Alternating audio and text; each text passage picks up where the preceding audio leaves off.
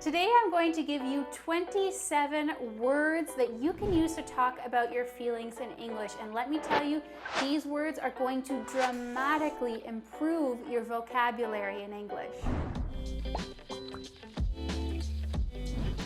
I love this phrase. If I say to you, I'm on top of the world, what do you picture?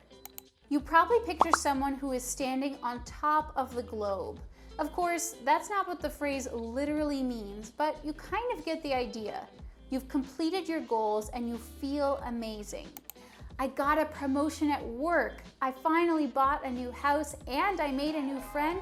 I'm on top of the world. I'm on top of the world. I'm on top of the world. To say I'm pumped up is really casual. It's not something I would use in a formal setting. It comes from the idea of when you have a car tire or a bike tire and you pump it up with air and of course the tire gets bigger.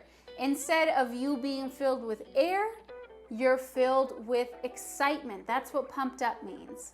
Maybe you're at a basketball game with your friends and your team is winning and everyone's like shouting and jumping up and down. You could definitely say, I'm so pumped up right now. And that would be perfect. I am so pumped up! I am so pumped up! Content is a really peaceful word. It means that you're happy with exactly where you are in life and you don't want anything else. I picture myself on a beach, I'm relaxed, I'm on vacation. In that moment, I could say, I am so content.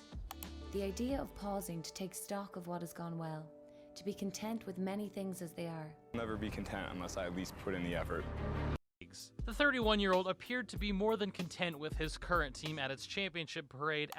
If you want to follow along with me while I'm teaching these words, I'm going to leave a link in the description box for a free trial of FluentU so you can check out the words as I'm teaching them. You look great, okay? Now you're gonna go in there. Yeah. You look like $1 million. Yeah. And you're gonna slam that. If you say, I feel like $1 million, or I look like $1 million, it means that you are super happy and you're super proud, especially if you're dressed up in a fancy or elegant way. This phrase comes from the idea that whatever you're wearing or even your attitude is worth $1 million because bucks is slang for dollars. So if you're getting dressed up for a fancy date and you're going out the door, you see yourself in the mirror, you could say, wow, I look like $1 million, or I feel like $1 million. Elated is a simple adjective that means you feel happy and proud. When you run a marathon or you get a new job or you're just feeling really proud and happy, you can say, I'm elated. She'd have violent mood swings ranging from mania, where she'd be elated and make elaborate plans for the future. This phrase is so cute. A clam is a little shellfish that lives in the sand at the beach. Clams just generally live in the sand and they don't worry about a lot. So when you say, I'm happy as a clam, it means that you aren't worried and you're happy with where you are. This is a really common phrase to use to describe kids. You could say, wow, he's been playing with his toy for 2 hours. He's happy as a clam. Ecstatic describes the feeling when you are so happy that you don't know if you should cry or laugh or jump around.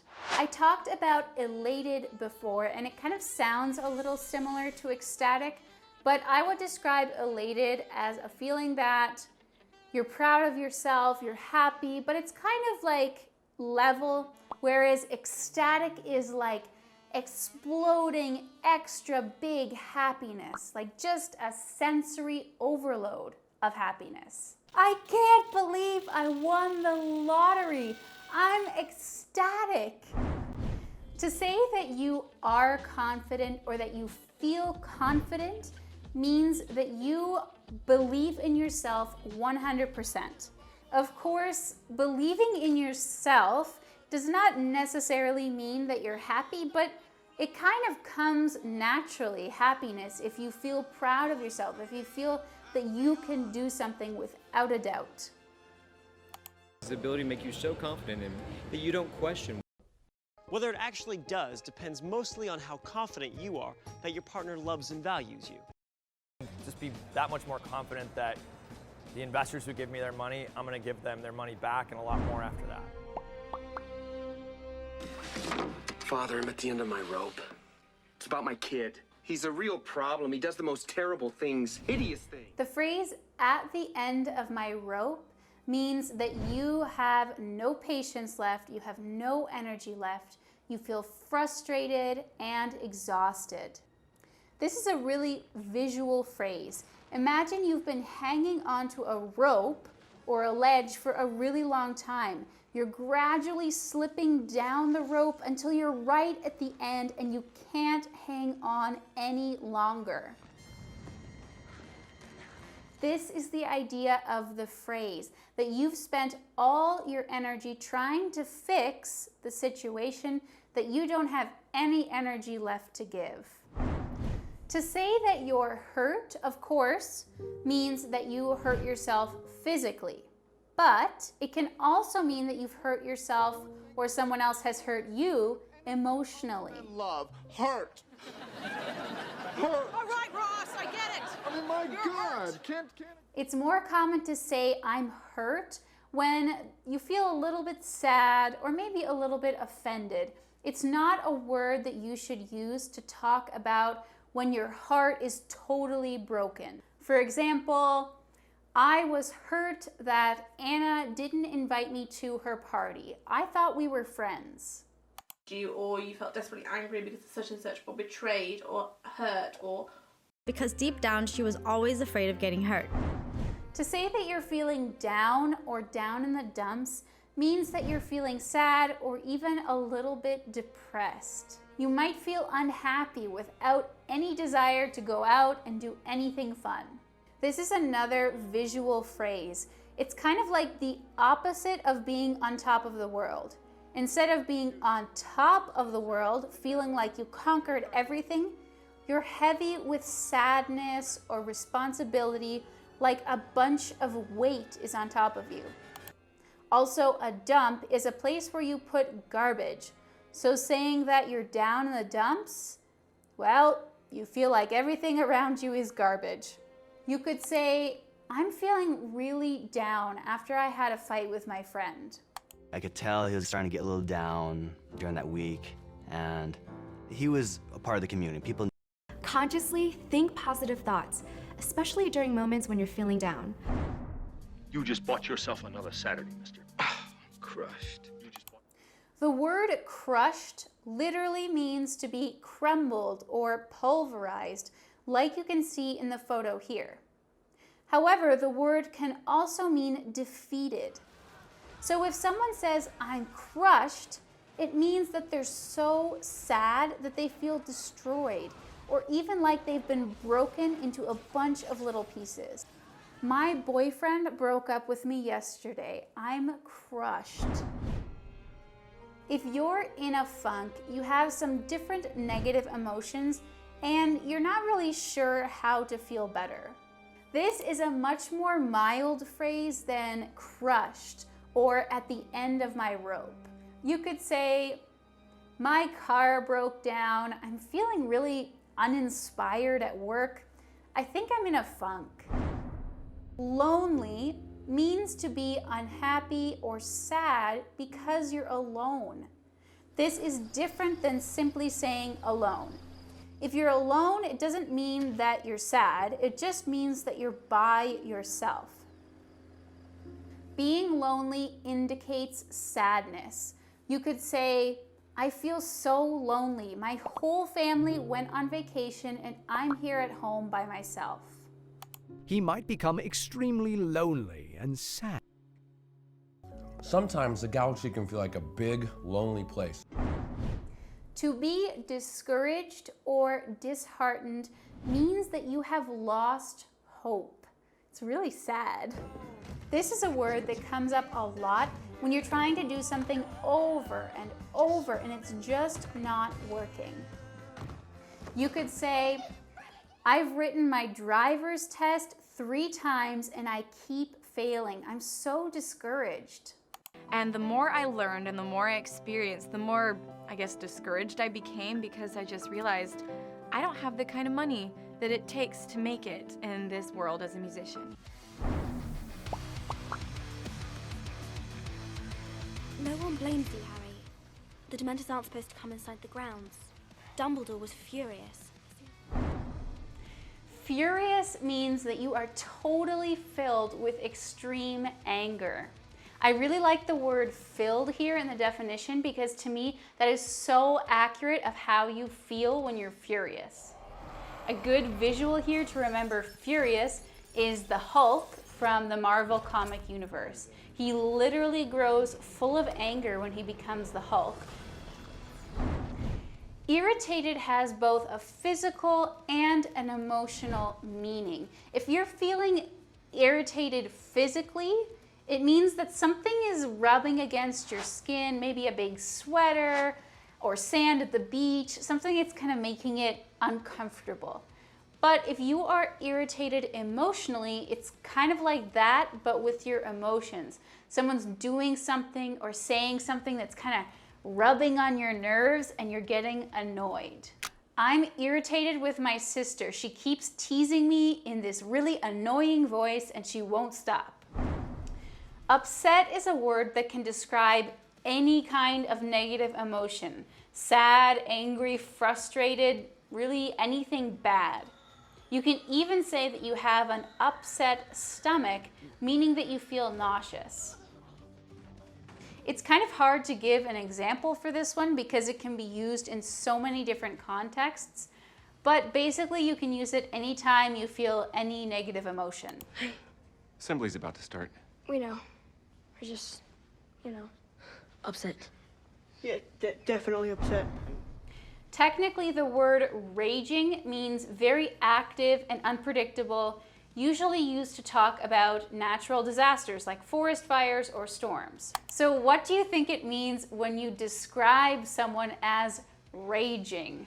Yeah, basically that they're angry enough that they're like a wildfire or a gigantic storm, so you probably want to stay out of their way. If you use this word to describe a person, it's definitely very informal. I would say even slang, especially used by younger people.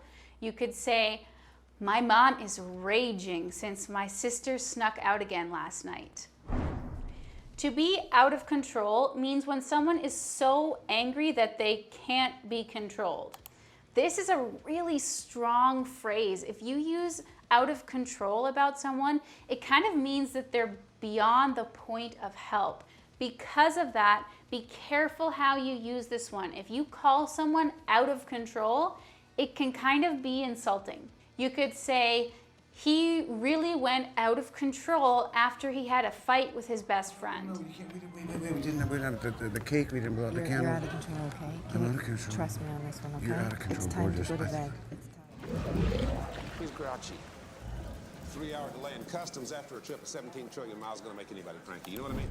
Okay, so this one is kind of funny to me. I really don't know where it comes from or why we say this word, but to say someone is cranky means that they're just kind of got that face on like this and they don't want to be cheered up. I hated this one when I was a kid because if I was feeling cranky, my dad would always see it and he would always point it out. Someone's feeling cranky, which would then make me more cranky. You could say, ever since he woke up from his nap, he's been feeling cranky. If you say, I'm fed up, it means that you're tired of and frustrated with a situation or a person. It comes from the fact that when someone feeds you a lot of food, you're full and you can't accept any more food. Similarly, when you feel fed up, it's not talking about food, it's more talking about You're full already of responsibilities or emotions and you just can't take on any more and you don't want to. For example, you could say, I'm fed up with hearing about my friend's vacation. She won't stop talking about it. Baffled is kind of a funny word when you say it out loud. Baffled. Baffled. Yeah. But it just means that something is confusing or puzzling or you feel that way. I usually use this one when something doesn't make any sense to me. Something's a mystery. For example, you could say, I'm baffled that they don't have any Halloween decorations in the store. It's the week before Halloween. But he came across this old math book, and from this simple text, he was able to extrapolate theories that had baffled mathematicians for years. Bewildered means absolutely, totally confused, not a clue of what's going on. I would use this one to describe that feeling when you arrive at a new job on the first day, or when you land in a new country for the first time and you don't speak the language. Everything is new, everything is confusing, and you are totally lost.